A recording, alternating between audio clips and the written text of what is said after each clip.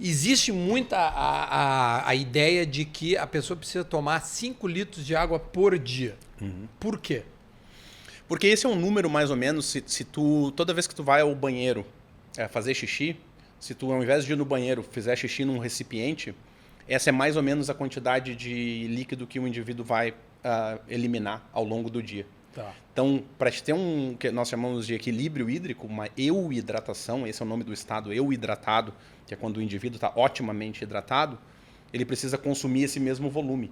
Então, esse valor de 5 litros é um número mágico, né? Mas para chegar nesse número, tu precisa fazer essa avaliação. O indivíduo precisa urinar dentro, ou mijar dentro de um recipiente ao longo de 24 horas, para que tu consiga fazer essa determinação. E esse número varia dependendo do indivíduo, dependendo da massa corporal, nutrição, taxa metabólica, tem uma série de fatores. Porque, cara, esse número também varia de tipo do ovo, quem veio o ovo ou a galinha. Tipo assim, eu tomo 5 litros porque eu tô fazendo xixi ou eu faço xixi porque eu tô tomando 5 litros? Exatamente. Assim, o corpo tem esse...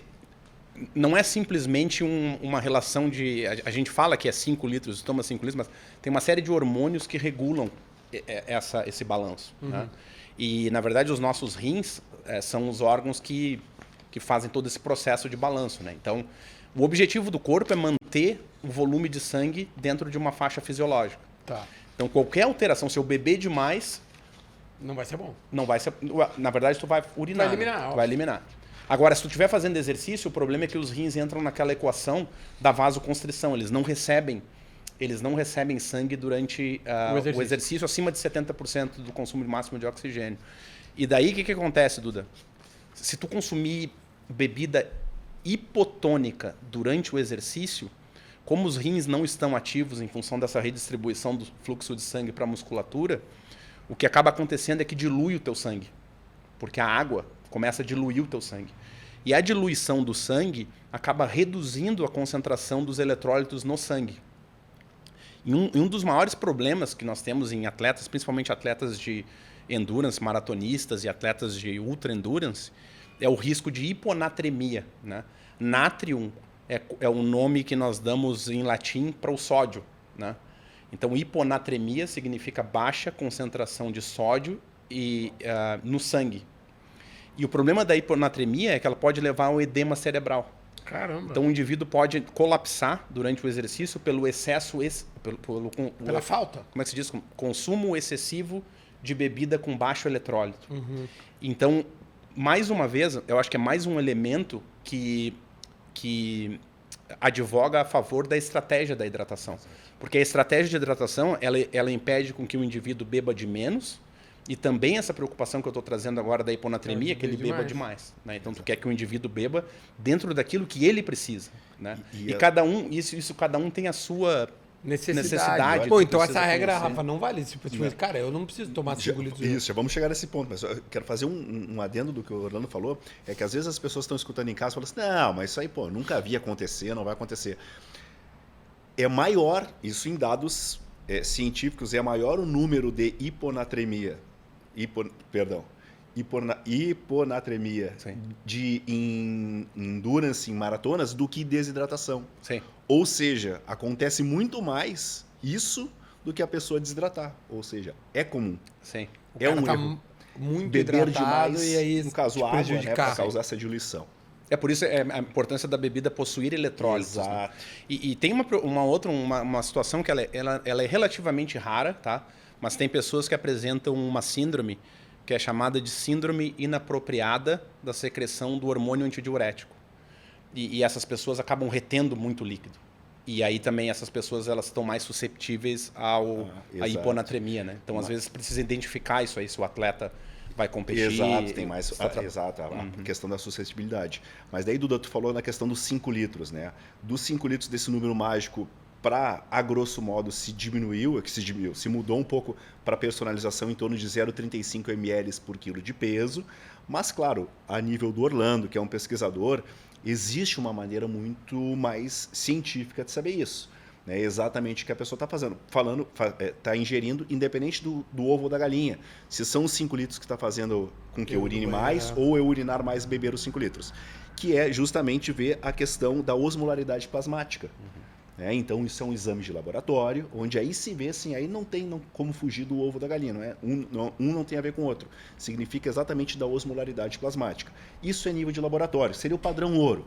Aí depois a gente iria para o padrão prata, que seria mais ou menos a gente ver o que os clubes de futebol fazem, que ter a gravidade específica da urina, que é um aparelhinho que quase todo clube tem na fisiologia, onde pinga ali uma gotinha da urina do atleta e ele consegue ver essa osmolaridade. E aí a gente vai para o terceiro ponto, que é o padrão bronze, que é aquela pessoa que está em casa, que aí o Orlando pode explicar melhor para a gente se pode ou não se basear, que é a coloração da urina. Isso, eu ia chegar nessa hora agora. E aí eu te pergunto, Orlando, eu posso me basear na coloração da urina se eu não tenho nada? E se eu estou me baseando nisso, quais são os cuidados que eu tenho que ter? Puxa, perguntas excelentes, cara. Eu tô me sentindo aqui como um aluno. Estamos numa aula sobre. Por isso que chama-se uma aula sobre. É uma excelente pergunta, Rafa, e realmente a questão de o que a gente pode utilizar, né, como marcador. E aí, de novo, depende do nível, né? Quem está no alto desempenho tem acesso ao padrão ouro e tu vai chegando até o indivíduo recreacional que não tem, né? A resposta é sim, a coloração da urina é um bom indicador da osmolaridade do sangue. Mas também da hidratação. Osmolaridade da hidratação, do sangue é a hidratação. Exatamente. Obrigado, Duda. Então, tipo assim, se eu acordei, fiz um xixi e tá amarelo, bebe água. Tu tocasse no ponto-chave. A primeira urina da manhã é a que reflete melhor a osmolaridade. Porque o que acontece? A osmolaridade, na verdade, a cor da urina... Grau de hidratação a cor da corporal. urina, da primeira urina da manhã. Tá. Porque o que acontece? Existem outros elementos que afetam a coloração da urina. Vamos dar um exemplo. Eu fui no buffet e comi uma beterraba. Claro. Quando eu for urinar depois, a minha urina vai estar mais escura. Mas não representa que eu estou desidratado. Ou até mesmo, se eu estou desidratado cronicamente, bebo muita água de uma hora para outra. Vai clarear um pouquinho a urina. Sim. Mas não vai te reidratar. Exato. Cronicamente eu não é uma ferramenta muito útil. É muito útil. Dá para usar. Nós colocamos em clubes, em vestiários. Tem a tabelinha de coloração da urina. Quando eu jogava no São José, olha a marra. Que isso, os caras vinham com um aplicativo para nós dizer cor da urina. Aí botava várias e tu tinha que marcar. Como é que... Pode me dar um autógrafo depois do episódio. Acontece. Posso trazer uma curiosidade sobre essa questão? Eu, durante alguns anos, eu trabalhei com controle de dopagem, exames antidoping de jogadores de futebol. E eu fazia jogos do Internacional e do Grêmio. Eu sou aqui de Porto Alegre, né? E um problema que nós tínhamos era que nós precisávamos fazer com que os indivíduos produzissem amostras de urina depois de uma partida de futebol. Sim, diz que é difícil, né? Muito difícil, porque... Tomar bastante. Porque tu tem a liberação do hormônio antidiurético durante o exercício. Então, tu pode oferecer líquido para o indivíduo, ele não vai. E durante muito tempo se ofereceu bebida alcoólica para tentar promover, né? Foi um problema no futebol, porque na época... Não queriam sair do doping?